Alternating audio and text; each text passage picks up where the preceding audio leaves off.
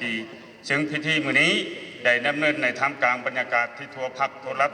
ตัวปวงชนลาวทั้งชาติก็คือชาวแขวงผงสลีของพวกเขาร่วมออกแห่งแข่งขันจัดตั้งปฏิบัติมติกองประชุมใหญ่ครั้งที่11ของพรรคและมติกองประชุมใหญ่ครั้งที่11ขององค์คณะพรรคแขวงและพร้อมสู่ส้นจัดตั้งปฏิบัติขาดหมายของแผนพัฒนาเศรษฐกิจสังคม5 ปีครั้งที่เก่าแก่2021ถึง2025ซึ่งเป็นปีมวลถ่ายแห่งการจัดตั้งปฏิบัติมติและแผนการดังกล่าวติดพันกับการก้าวเกณฑ์และดำเนินกองประชุมใหญ่3ขันของพรรคและการเฉลิมฉลอง3วันประวัติศาสตร์ปี2025ยังเป็นขบวนฟดพื้นในโอกาสที่มีความหมายความสำคัญนี้ข้าพเจ้าขออนุญาตหวนคืนมุ่นเสือและใส่ชนะผลงานอันเติบใหญ่ซึ่งผลงานในใส่ชนะนี้พอเข้าได้พร้อมกันรับฟังสุนทรพจน์ของสหายเลขาธิการใหญ่ประธานประเทศไปแล้วคิดว่าบรรณาธิการบรรณาสหายก็จะกำได้เข้าใจยังลึกซึ้งแหละแต่ถึงยังใดก็ดีข้าพเจ้าขอหวนขึ้นโดยสังร่วมว่าพรรคประชาชนลาวในเมื่อก่อนก็คือพรรคประชาชนปฏิบัติลาวในปัจจุบันนี้แม้นได้ก่อตั้งขึ้นภายใต้เสียงสว่างและภายใต้การชี้นำของพรรคคอมมิวนิสต์อินโดจีนจึงได้สร้างตั้งพรรคประชาชนปฏิบัติลาวขึ้นเมื่อได้สร้างตั้งขึ้นแล้วพรรคประชาชนปฏิบัติลาวก็ได้นำพาปวงชนลาวทั้งชาติต่อสู้กับพวกจักรพรรดิผู้หุกหานงานเอาชัยชนะเอกราชแห่งชาติมาให้ประชาชนของพวกเขาหลังจากนั้นก็ได้สถาปนาในวันที่2 ธันวาคมปี 1975จากนั้นพรรคก็ได้นำพาห้ำบัดแพร่สงครามฟื้นฟูเศรษฐกิจแล้วก็กล่าวเข้าสู่การเปลี่ยนแปลงใหม่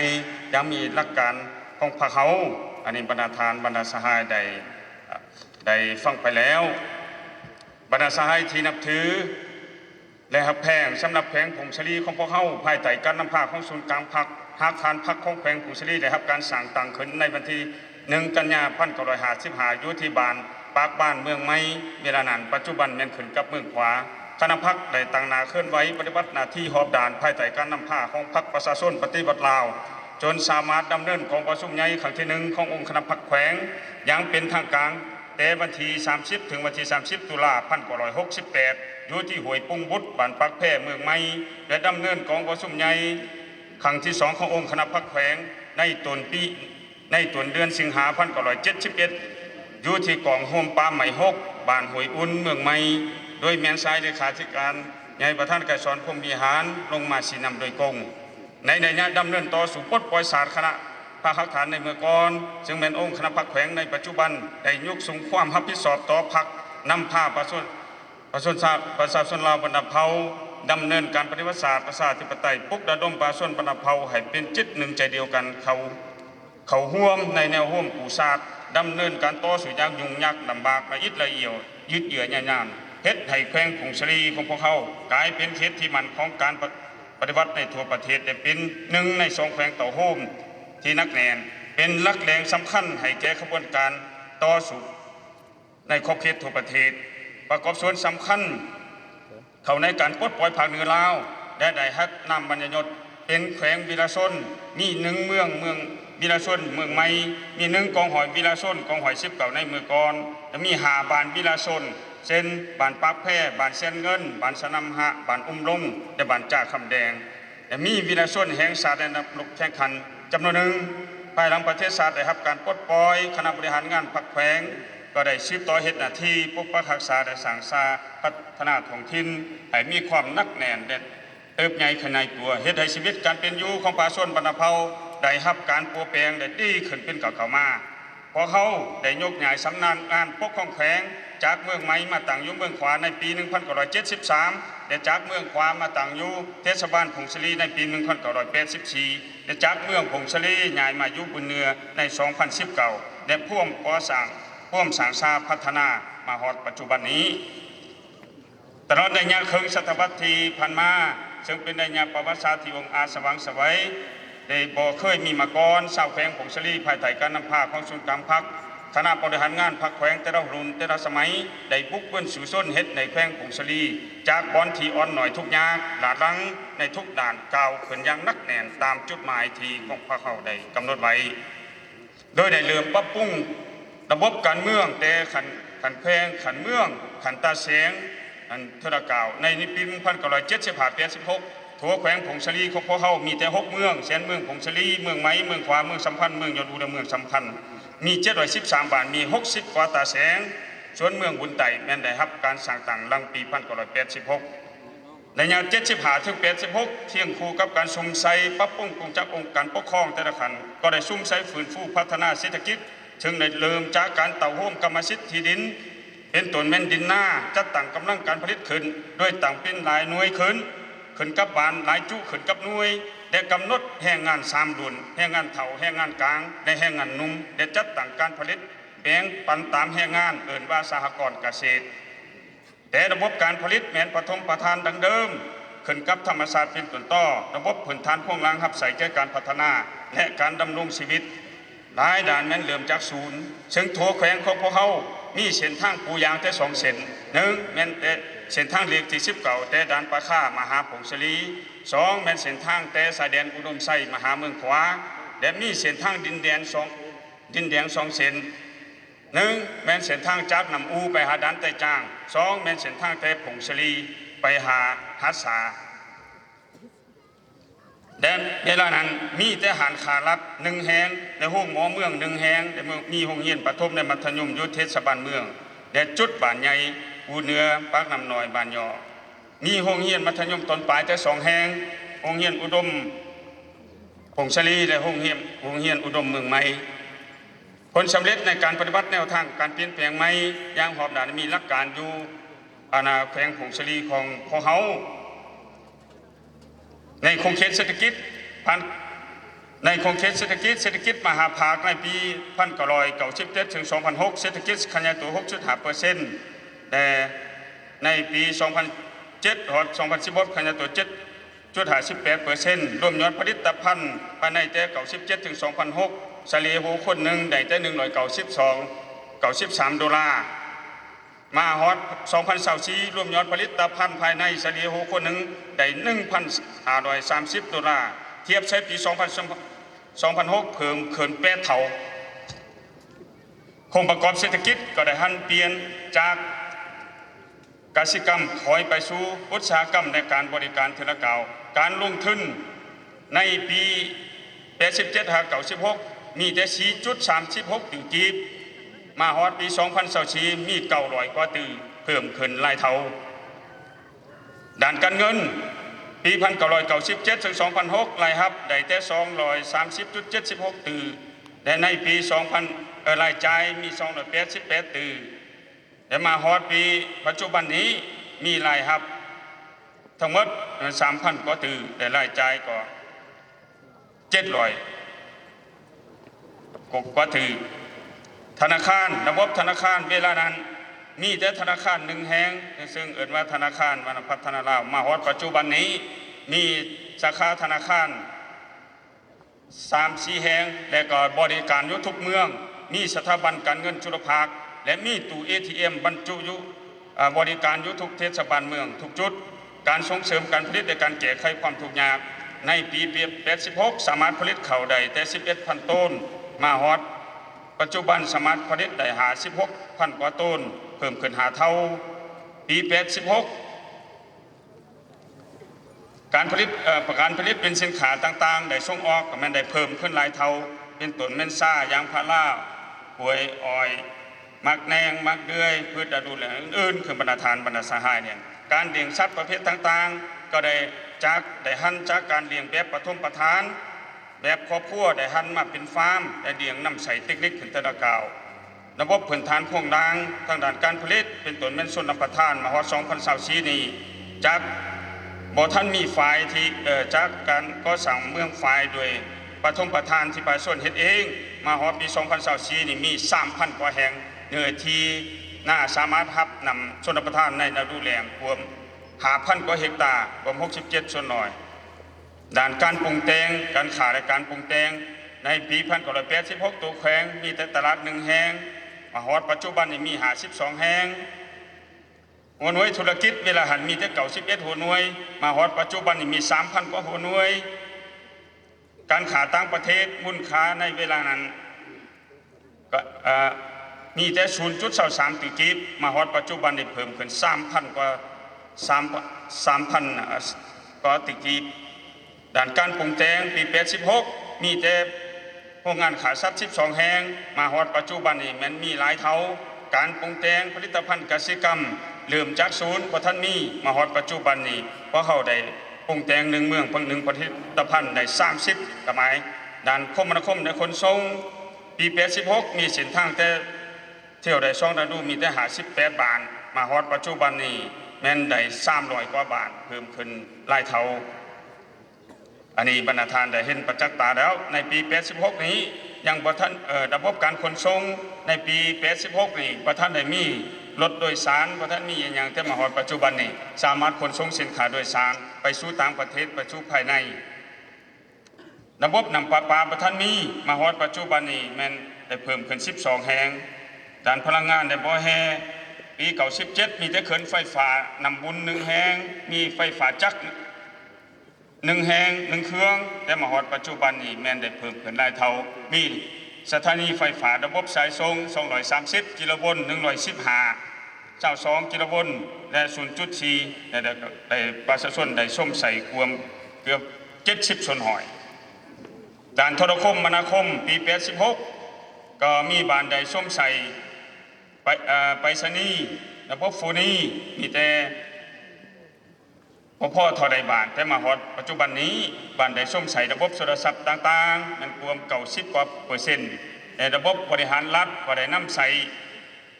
G-Office G-Chat GN ระบบต่างๆด้านทรัพยากรธรรมศาสตร์ปี86ถูกแขวงมีอุตุแต่1แห่งมาฮอดปัจจุบันมี8แห่งเพิ่มขึ้น8เท่าทั้งหมดนั้นแม้นเป็นปัจจัยสำคัญในการสร้างสรรค์พัฒนาและประกอบส่วนเขาในการแก้ไขความทุกข์ยากให้ลดผลจากความทุกข์ยากในแต่ละปีตามประเมินมาตรฐานตาม309ได้ลำดับ348มาฮอดปัจจุบันนี้แม้นสามารถแก้ไขบ้านทุกข์ยากได้แล้ว183บ้านจะแก้ไขครอบครัวทุกข์ยากได้20,000กว่าครอบครัวอันที่ผลเด่นแม้นได้ฮับห้องตัวเมืองหน่อยในส่วนบท2จุดบ้านยอได้จุดพักน้ำน้อยได้ฮับห้องเมืองผลทุก1เมืองบุญเนือคงเขตวัฒนธรรมสังคมด้านการศึกษาปี86มีแต่โรงเรียน319แห่งในมาฮอดปี2024-25เนี่ยมี652แห่งแต่พนักงานครูนักกรครูมาฮอดปัจจุบันนี่มี 2,000 กว่านักเรียนก็เพิ่มขึ้นยังกระโดดขันมี21,000 กว่าคนด้านสาธารณสุขเวลานั้นมีแต่โรงหมอเมืองแต่ละเมืองมีแต่โรงหมอ1แห่งแต่มีบอนที่มีเงินไขก็มีโรงหมอตาแสงแต่มาฮอดปัจจุบันนี้ทั่วแขวงมันมี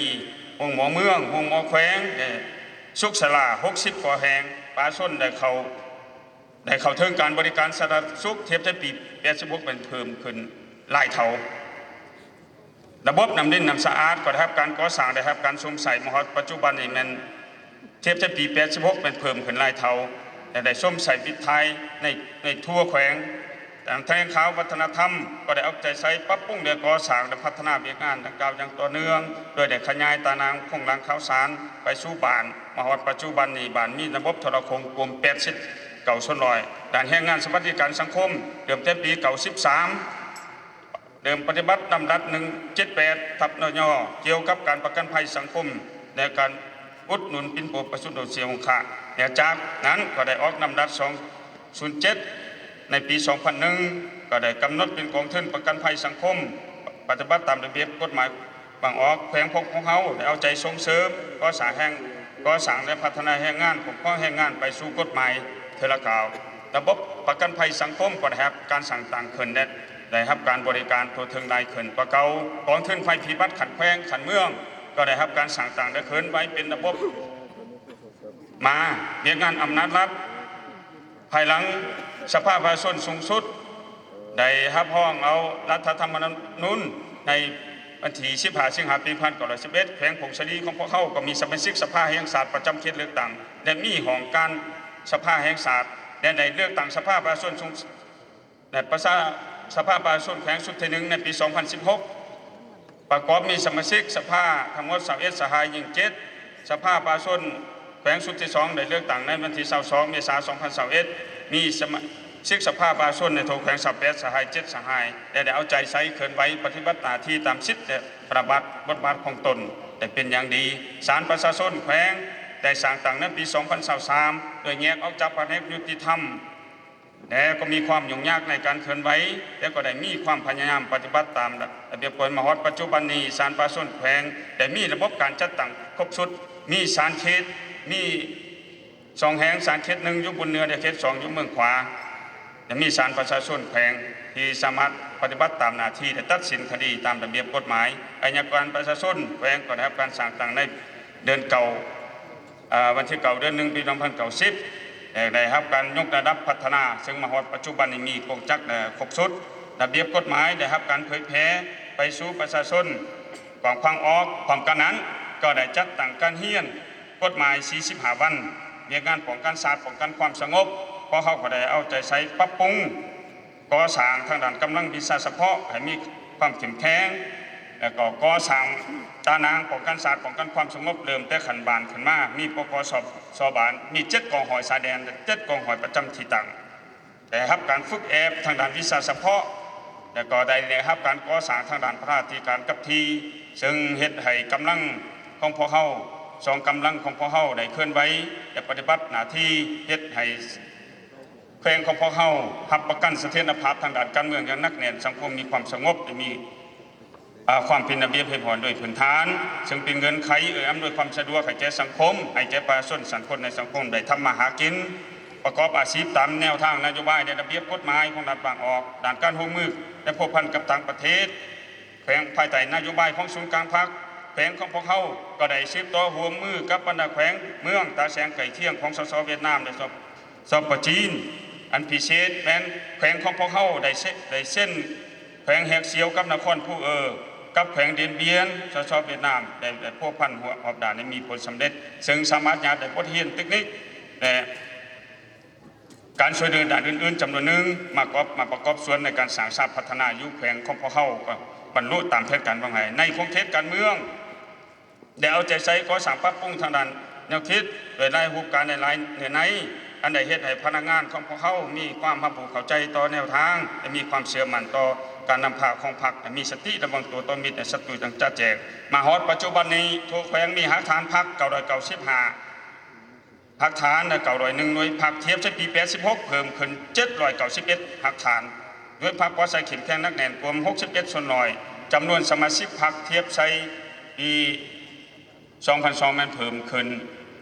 หลายหน่วยพรรคมีสมาชิกพรรคทั้งหมด14,000 กว่าสหายเทียบไปปี86มันเพิ่มขึ้น 12,000 สหายคณะพรรคแต่ละขันก็ได้ถือสำคัญเบียกงานกฎกาพรรคกฎการรับในผ่านการจัดตั้งปฏิบัติหน้าที่ดังกล่าวก็จำกัดในที่ปรากฏการย่อท่อและส่งเสริมในด้านดีจังสันเหตุให้การปฏิบัติเบียกงานของพรรคของรัฐก็คือพนักงานสมาชิกพรรคของพวกเขาได้ยกสูงขึ้นตื่มคณะพรรคแต่ละขันได้ถือสำคัญเอาใจใส่สร้างพนักงานโดยเริ่มจากการสร้างแผนความกำหนดพนักงานทั้งสร้างอยู่กับทีทั้งส่งไปเรียนภายในและต่างประเทศทั้งยกระดับวิชาเฉพาะและระดับทฤษฎีการเมืองได้มีการสับเปลี่ยนยกย้ายบอนประจำการในเดือนสันในตำแหน่งมห2025นี้ทุกแขวงมีพนักงานรัฐกร5,920 คนเทียบไปปี86แม่นเพิ่มขึ้นหลายเท่ากองประชุมใหญ่ครั้งที่2ของแนวเราสังสรรค์แขวงได้เปิดขึ้นในวันที่21 มิถุนายน 1986มีกรรมการนำสับแปดทานได้ตั้งหน้าปฏิบัติหน้าที่ของตัวเองโดยเป็นองค์การภาคีเป็นใจกลางแห่งการเต่าห่มความสามัคคีของประชาชนบรรณเผ่าและมาฮอดกองประชุมครั้งที่7แม้ได้เปิดขึ้นในวันที่4 ธันวาคม 2020ได้รับห้องเอากรรมการแนวชุดที่7มี64ฐานในนั้นยิ่ง7ฐานประชุม2ฐานได้ซุ่มใส่การปฏิบัติหน้าที่ของตนได้เป็นอย่างดีตลอดมาปฏิบัติตามข้อตกลงของสหพันธ์นักรบเก่าแห่งชาติเลขที่37ว่าโดยการสร้างตั้งนักรบเก่าขันแขวงก็ได้ออกข้อตกลงได้สร้างตั้งนักรบเก่าขันแขวงเขินมี7สหายประธาน1สหายในปี 2004ได้ดำเนินกองประชุมครั้งที่1ของตนเลือกเอาคณะบริหารงานนักรบเก่ามี7สหายปัจจุบัน ทั่วแขวงมีสหพันธ์นักรบเก่า66กสหายซึ่งได้เป็นตัวแทนเป็นนักแหลมเป็นใจแก่กลางให้แก่นักรบปฏิบัติก็คือนักรบเก่าปฏิบัติหน้าที่แต่เป็นอย่างดีตามขอแข่งขัน3ดี6รักษากองประชุมใหญ่ของครั้งที่1ของแม่ยิ่งทั่วประเทศได้เปิดขึ้นในปี84ได้ตกลงจากสมาคมลาวแม่ยิ่งลาวรักษามาเป็นสหพันธ์แม่ยิ่งลาวจนถึงปัจจุบันนี้สหพันธ์แม่ยิ่งแขวงผงสะลีได้ไข่ไก่กองประชุมใหญ่ของต้นขืนได้เหลือเอาคณะบริหารงานปักแขวงทั้งหมดมีหาสหายเป็นตัวแทนให้แก่สหพันธ์สมาชิกสหพันธ์แม่ยิ่ง8,000 กว่าสหายกองประชุมใหญ่ครั้งที่เก่าของสหพันธ์แม่ยิ่งแขวงได้เปิดขึ้นในปี2020เลือกตั้งเอาคณะบริหารงานแม่ยิ่งแขวงมีเก่าสหายได้รับห้องเอา10แผนงานได้47โครงการก็ได้จากขันมาก็ได้ทับการปรับปรุงทางด้านการจัดตั้งและขยายสมาชิกมาฮอดปัจจุบันนี้มีหักฐานหน่วยแม่ยิ่งผ่าโดย86หน่วยเทียบใช้ปี86เป็นเพิ่มขึ้นหลายเท่ากองประชุมใหญ่ครั้งที่1สหพันธ์กรรมบ้านแขวงได้ดำเนินในเดือนวันที่28เดือน1983มีผู้เข้าร่วมทั้งหมด39สหายเป็นตัวแทนให้แก่สมาชิกกรรมบ้าน361สหายและมาฮอดปัจจุบันนี้แม้มี 7,000 กว่าสหายและมีหักฐานกรรมบ้าน350หน่วยเทียบ10ปี86แม้นเพิ่มขึ้นหลายสักทางสังรวมแล้วผ่านการระยะ40ปีแห่งการจัดตั้งปฏิบัติแนวทางการเปลี่ยนแปลงใหม่ยังมีหลักการหอบด่านของพรรคเขาแม้นทึกต้องตามสภาพแวดล้อมความเป็นจริงของประเทศเฮาก็คือของแปลงผงศิรีของพวกเขาซึ่งผ่านการสีนำพาของคณะบริหารงานพรรคแผงแต่สมัยที่1หาสมัยที่11ถึงว่าจะพบซบกับความยุ่งยากในด่านแต่ผ่านการสีนำพาของส่วนกลางพรรครัฐบาลต่อการเอาใจใส่สีนำของคณะบริหารงานพรรคแขวงแต่ละสมัยได้เฮ็ดในแขวงผงสะลีของพวกเขามีเสถียรภาพทางด้านการเมืองอย่างหนักแน่นมีสังคมมีความสงบโดยพื้นฐานเศรษฐกิจได้รับการพัฒนาได้ขยายตัวอย่างต่อเนื่องพื้นฐานเศรษฐกิจสังคมก็ได้รับการปรับปรุงและก่อสร้างความทุกข์ยากของประชาชนได้รับการแก้ไขได้ลดลงในแต่ละปีทันแถวพนักงานสมาชิกพรรคก็ได้รับการบำรุงและเติบใหญ่เข้มแข็งในทุกของเขตเวียงานระบบการเมืองของรัฐประชาชนประชาธิปไตยก็ได้รับการปรับปรุงโดยก่อสร้างเป็นระบบมาเป็นต้นมาซีประเภทหักฐานการเมืองระบบอำนาจรัฐก็ได้รับการบูรณะปรับปรุงให้เป็นระบบครบสุดแต่ขันบานขึ้นมาความสมัคคีปองดองของประชาชนบรรดาเผ่าก็ได้รับการยุกสูงขึ้นการพวกพันหัวมือกับต่างประเทศก็ได้มีการหัวมือยังกว้างขวางได้เข้าสู่ลงเลิกบรรดาสหายที่หักแพงก็เคียงคู่กับผลงานที่ได้กล่าวมานั้นเพราะเขาก็สังเกตเห็นได้จุดอ่อนของกองขังจำนวนหนึ่งเป็นต้นแม่นความเป็นแบบอย่างนำหน้าของพนักงานสมาชิกพรรคทหารตำรวจอย่างประท่านนักแนนการคุ้มครองรัฐคุ้มครองสังคมคุ้มครองเศรษฐกิจบางด่านประท่านขิมงวดตามกฎหมายคาดหมายของมติคาดหมายของแผนการที่วางไว้ในแต่ละสมัยบ่สมคู่กับท่าแห้งและความอาสามารถที่มีอยู่สาเหตุต้นต่อสาเหตุก็มันจากหลายสาเหตุแต่สาเหตุต้นต่อแม่น1แม่นมาจากการประกำแนนแนวทางมติคำสั่งของส่วนการพรรคก็คือของแผงวางออกการหันปินแผนการโครงการขององค์การปกครองจำนวน1ประท่านแทนตัวจริง2แบบแผนนำพาและแบบแผนวิธีเหตุเบียกส่วนหลายประท่านแทนตัวจริงยังสีนำแบบรวม3ความรับรู้และความสามารถในการปฏิบัติหน้าที่การเมืองของพนักงานนำพาของข้องจำนวน1ว่าสามารถตอบสนองได้ตามความเห็นของต้องการในเงินไขไหม4การสั่งบุคลากรในที่ต้นรับผิดชอบยังบ่ท่านทึกต้องในแท้ตัวจริงการปฏิบัติหน้าที่ขององค์การศินาธิการบางบอนบางขันก็ยังบ่ท่านเฮ็ดได้ดีส่วนสาเหตุนอกตัวนี้แขวงของพวกเขาก็เป็นแขวงผู้ด้อยที่ตั้งธุรกันดารจุดเหลื่อมการพัฒนาของพวกเขาแม่นต่ำที่เหลื่อมจากศูนย์ผ่านการสั่งร่วมการสินำพาของคณะบริหารงานพรรคแขวงผงสะลีในแต่ละอย่างแต่ละสมัยเพราะเขาสามารถสั่งร่วมได้บทเรียนจำนวนหนึ่งที่ได้เป็นพื้นฐานคือดังนี้1การกำเนิดจุดพิเศษท่าแห้งภาวะและสภาพความเป็นจริงของแขวงต่างหน้าเสริมขยายจิตใจเป็นเจ้าตนเองพึงตนเองสร้างความเป็นแผ่นตนเองหูมุนใส่ทฤษฎีมาร์กเดนินแนวคิดและสอนผู้บริหารในแนวทางนโยบายของพรรคเขาอย่างถูกต้องสอดคล้องจึงเห็นให้กำหนดแนวทางแผนการถูกต้องแท้ตัวจึงได้นำเอาผลประโยชน์มาสู่ป่าชนบรรณาเผ่าในแต่ละระยะแม้นการยกสูงความสามารถนำพาของพรรคและของคณะพรรคแต่ละขันให้สูงขึ้นแต่ก็มีความการคุ้มครองรัฐก็มีความศักดิ์สิทธิ์ 2. การปกปักรักษาและเสริมขยายถาแถมมวลเสือปฏิวัติความสามัคคีปองดองความเสียสละอันบ่มีขอบเขตความเป็นเอกภาพในให้นักแนงเนียนมันเหนียวความซื่อสัตย์อันพุทธพองความเด็ดเดี่ยวเหนียวแน่นจงหักภักดีต่อภารกิจปฏิบัติเฮ็ดทุกสิ่งทุกอย่างเพื่อภารกิจปฏิบัติเพื่อพักเพื่อประสาทเพื่อประเจนอย่างแท้จริงแม้นมวลเสืออันดีงามของคณะบริหารงานพรรคแขวงและเศร้าแขวงผงสลีสามารถพัฒนาแขวงของพ่อหอยเจริญก้าวหน้าต่อไปได้ 3. การไก่ชิดทิศแถดกับประชาชนห่วมทุกข์ห่วมสุขกับประชาชนรับฟังและพิจารณาตามคำคิดคำเห็นของประชาชนเสื่อมันกำลังแห้งของมหาชนจึงเหตุให้กำหนดหน้าที่การเมืองก็คือการพิจารณาตกลงปัญหาสอดคล้องและมีประสิทธิผลมีความยืนยง 4. การเสริมขยายกำลังแห่งสังรวมของมหาชนในทั่วปวงชนติดพันกับการพัวพันหัวมือกับภายในและภายนอกโดยการเป็นเจ้าการจึงเฮ็ดให้การปฏิบัติหน้าที่การเมืองมีผลสำเร็จนำเอาผลประโยชน์ตัวจริงมาสู่ประชาชน 5. การปรับปรุงก่อสร้างพรรคให้มีความปลอดภัยเข้มแข็งนักแน่นติดพันกับการบำรุงก่อสร้างพนักงานสมาชิกพรรคให้มีคุณฐานการเมืองนักแน่นมีคุณสมบัติสินธรรมปฏิบัติมีความสามารถ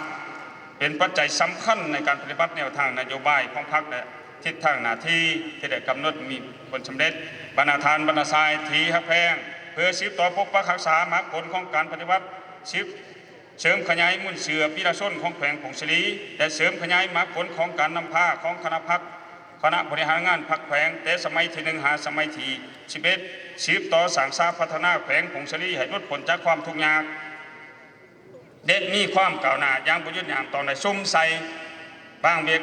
งานดังนี้ 1. เหตุให้ทั่วแขวงมีเสถียรภาพทางด้านการเมืองอย่างนักแน่นสังคมมีความสงบมีความเป็นระเบียบเรียบร้อยมีความปลอดภัยแม้นเป็นปัจจัยพื้นฐานให้แห่งการอยู่แห่งของการพัฒนา 2. ต้องตั้งนาบูรณะระบบการเมืองประชาธิปไตยยุคภายในแขวงให้ครบสุดมีความนักแน่นเข้มแข็งมีความสามารถนำพาปฏิบัติภารกิจปกปักรักษาและสร้างสรรค์พัฒนาในท้องถิ่นในเงินกันไหมเอาใจใส่โฆษณาเผยแพร่แนวทางนโยบายมติคำสั่งของพรรคให้ทั่วถึงมีเหนือในแท้กับตัวจริงแต่ละบอนติดพันกับการศึกษาอบรมนำพาการเมืองแนวคิดติดพันกับความรับผิดชอบของแต่ละภาคส่วนแต่ละขันแต่ละองค์เขตเบียกงานติดพันกับความรับผิดชอบการเมืองของพนักงานสมาชิกพรรคทหารตำรวจและประชาชนบรรดาเผ่าให้เข้าใจอย่างลึกซึ้งต่อการนำพาของพรรคการปกครองของรัฐมีความสามัคคีและมีความเป็นเอกภาพมีความสามัคคีของดอง 3. ก่อสร้างและปรับปรุงกำลังประกอบอาวุธแต่ละขันให้ปลอดภัยมีความจงรักภักดีต่อประชาชนมีความเข้มแข็งหอบด่านสามารถปฏิบัติหน้าที่ได้อย่างเต็มส่วนเพื่อปกปักรักษาเขตนำแดนดินและแก้ไขน้อแนงที่ก่อให้เกิดปรากฏการณ์ย่อถอยและความสงบในสังคมให้ดับไปและเหตุให้สังคมมีความสงบมีความปลอดภัย 4. ก่อสร้างและยกระดับพื้นฐานโครงสร้างรับใส่แก่การพัฒนาการดำรงชีวิตและการแก้ไขความทุกข์ยากของประชาชนโดยสุ่มใส่ 3.0 สุ่มใส่พัฒนาไปสู่ชี้ตลาดภายนอกสุ่มใส่พัฒนาเช่นท่องเที่ยวไปสู่ชี้ทางออกสุ่มใส่พัฒนาตามหาท่าแห้งของแขวงในนั้นสุ่มใส่การพัฒนาเสริมยงเสริมยอดจอดอยู่ภายในนะครับตามประเทศตามแล้ว1145และ22สุ่มใส่จัดตามปฏิบัติ10แผนงานแต่สุ่มใส่สร้างตัวเมืองหน่อยในชนบท15จุดแต่แก้ไขความทุกข์ยากของประชาชนให้ลดลงโดยหันให้ไปตามทิศการสร้างเศรษฐกิจเอกราชเป็นเจ้าตนเองสุ่มใส่ให้มีคุณภาพในหาปีต่อหน้านี้สู่ส้นให้ได้เศรษฐกิจขยายตัวลด 6% ฮอดปี 2030 รวมยอดผลิตภัณฑ์ให้บรรลุหลายกว่า $2,500 ต่อคนต่อปี 5. สร้างฐานรายรับงบประมาณให้เพิ่มขึ้นติดพันกับการส่งเสริมหัวหน้าธุรกิจวิสาหกิจขนาดหน่อยขนาดกลาง SME ให้เพิ่มขึ้นปรับปรุงการเงินขันบานให้มีความเข้มแข็งและมีความรับผิดชอบปรับปรุงวิธีการกลไกการจัดเก็บรายรับให้มีความว่องไวทันสมัยโปร่งใสและจัดเก็บรายรับของงบประมาณของแพงให้เพิ่มขึ้นติดพันกับการผลิตเป็นสินค้าและการจัดสรรอาชีพให้แก่ประชาชน 6. สุ่มใส่กันสร้างตัวเมืองผงสลีให้เป็นเมืองท่องเที่ยวให้เป็นโดยเฉพาะทางด้านวัฒนธรรมธรรมศาสตร์ติดพันกับสวนสัตว์400 ปีสร้างเทศบาลบนเรือให้เป็นสีเขียวทันสมัยเป็นใจกลางแห่งการบริหารรัฐการบริหารด่านต่างๆและสร้างให้ทุกเมืองเป็นทางผ่านไปสู่ภายในและต่างประเทศ 7. หันลงก่อสร้างหักฐานการเมืองตามชี้ประเภทหักฐานเพื่อ ชุมใช้ก่อสร้างหาฐานกลางเมืองหันมีความเข้มแข็ง80ต่อสำรวจพัฒนา8ประเภทที่ดินจัดสรร3ประเภทป่าในดินกสิกรรมและคุ้มครองนำใส่ให้ถึงตามระเบียบกฎหมายเก่าส่งเสริมการผลิตสนองภายในลดผ่อนการนำเข้าแต่ก็ส่งเสริมการผลิตส่งออกที่มีตลาดพะพ้องได้ให้มันแข็งแรงติดพันกับการจัดสรรแรงงานจัดสรรภูมิลำเนาคงที่และสร้างรายรับให้แก่ประชาชนและเฮ็ดให้ประชาชนลดผลจากความทุกข์ยากเทละกาว10สร้างความสามารถให้แก่พนักงานนำพาคุ้มครองพนักงานวิชาการเทคนิคมีคนทางการเมืองคนสมบัติสินธรรมปฏิบัติมีความรับผิดชอบและมีความจงรักภักดีครับใส่ชาติไปใส่ประชาชนอย่างสุดใจ11ก่อสร้างทรัพยากรมนุษย์ให้เป็นระบบต่อเนื่องโดยเหลือจากการพัฒนาแต่ไปเด็กแต่แม่สามัญศึกษาวิชาเฉพาะให้สอดคล้องกับความเห็นของต้องการของการพัฒนาและความต้องการตัวจริงอยู่ภายในแขวง12ส่งเสริมสิทธิเสมอภาคบทบาทยิ่งใส่ให้ตัวถึงความเพิ่มทวีความสามัคคีปองดองแก้ไขปัญหาแนวคิดของเดิมงุ่มง่อยหนาลังปัญหาขอขัดแย้งต่างๆให้เมื่อไป13ส่งเสริมวัฒนธรรมหิตของประเพณีอันดีงามของประชาชนบรรพเผ่าติดพันกับการท่องเที่ยวเฮียนหูเว้าภาษาลาวให้เพิ่มขึ้นส่งเสริมการท่องเที่ยวไปสู่สีทางออกติดพันกับการท่องเที่ยววัฒนธรรมประวัติศาสตร์วัฒนธรรมประวัติศาสตร์ธรรมศาสตร์โดยมีการสมห่วงของภาคส่วนธุรกิจและการร่วมมือของประชาชนฟื้นฟูและพัฒนาสถานที่บ่อนดำเนินกองประชุมครั้งที่1ครั้งที่2ขององค์คณะพักแขวงให้กลายเป็นแหล่งท่องเที่ยวทางประวัติศาสตร์และเป็นบ่อนเฮียนหูของคนรุ่นหลัง14ต่างหน้าได้เป็นเจ้าการในการพัวพันร่วมมือกับภายในและต่างประเทศตามทิศเพื่อมิตรลดศัตรูทั้งยาแยงอาวุธเฮียนเทคนิควิทยาศาสตร์ตามฝ่ายตามมีผลประโยชน์และมีความยิ่งยง15เพิ่มทวีความเข้มงวดในการปกครองรัฐคุ้มครองเศรษฐกิจสังคมโดยกฎหมายต่อแบ่งขันคุ้มครองระหว่างแขวงระหว่างขันแขวงคะแนนการขันแขวงและเมืองละเอียดจะแจงเพื่อต่อสร้างตาแสงเพิ่นในตอนนี้16เพิ่มทวีเรียกงานกวดการตรวจสอบติดพันกับการปรับปรุงการก่อสร้างรถพักถิ่นแคมป์ปอใส่นักแนน